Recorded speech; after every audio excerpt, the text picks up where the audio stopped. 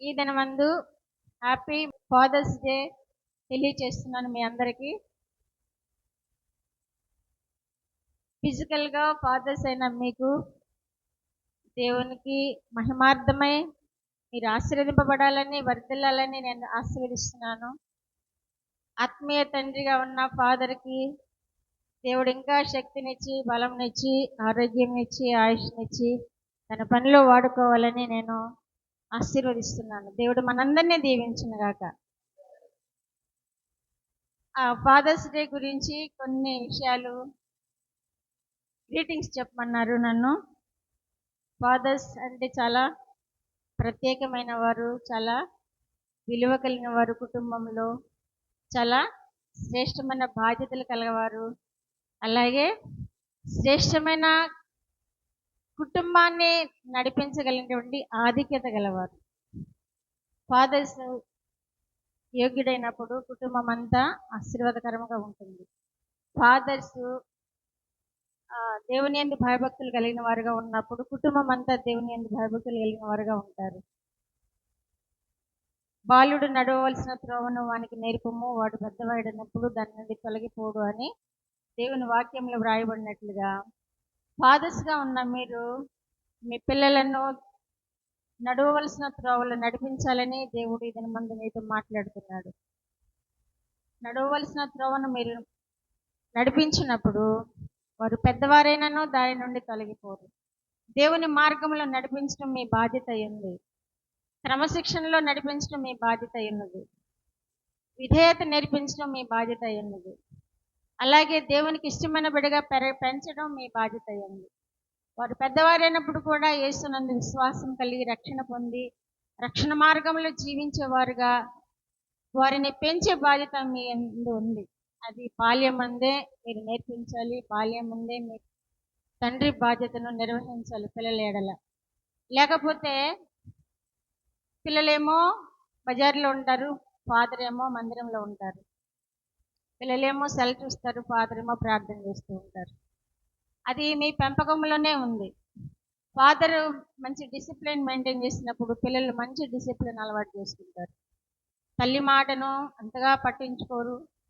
తండ్రి గద్దిస్తే దానికి లోబడతారు. కనుక తండ్రి నాకెందుకులే, వాళ్ళు ఎదుగుతున్నారులే ఎలాగలాగా అని పట్టించుకోకుండా ఉంటే వారి లోకము వారిని వశం చేసుకుంటుంది. పిల్లల్ని లోకస్తులు అయిపోతారు, లోకానుసారులు అయిపోతారు, దేవునికి దూరం అయిపోతారు. అప్పుడు మిమ్మల్ని ప్రశ్నిస్తాడు దేవుడు. ఏమని అంటే, నిన్ను తండ్రిగా నీకు ఒక బాధ్యత ఇచ్చాను, నువ్వేం చేసావు, నీ పిల్లలకి నువ్వేం చేసావు అని మిమ్మల్ని ప్రశ్నిస్తాడు దేవుడు. మీ పిల్లల్ని ఎలా పెంచారు?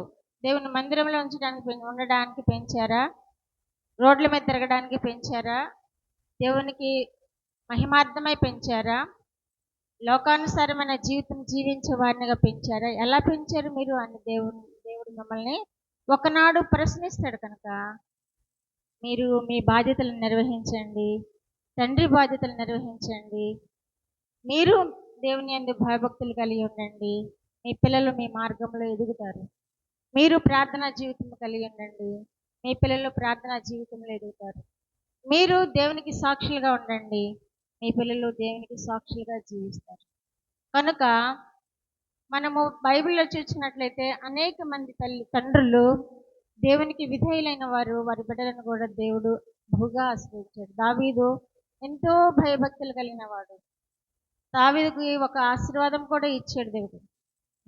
భూమి అంతం వరకు నీ సంతానం ఏలబడుతుంది అని. ఎందుకంటే ఆయన భయభక్తులు కలిగి ఉన్నాడు కనుక ఆయన ఆశీర్వాదం పొందుకున్నాడు.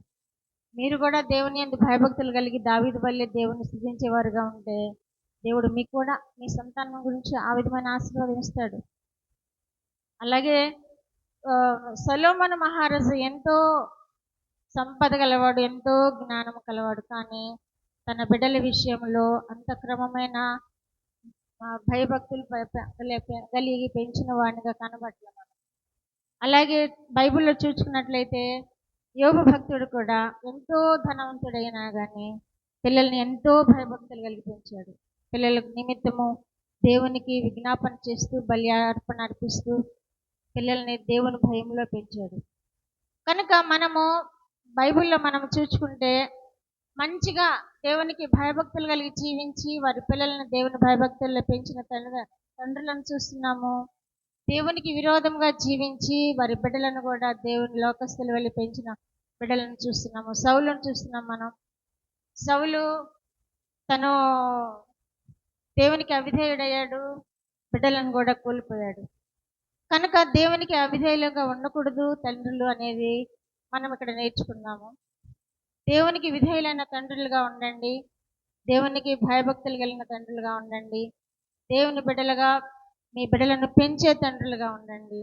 కుటుంబాలను దేవుడు ఆశీర్వదిస్తాడు. అట్టి కృప మీరు పొందుకుందరుగాక.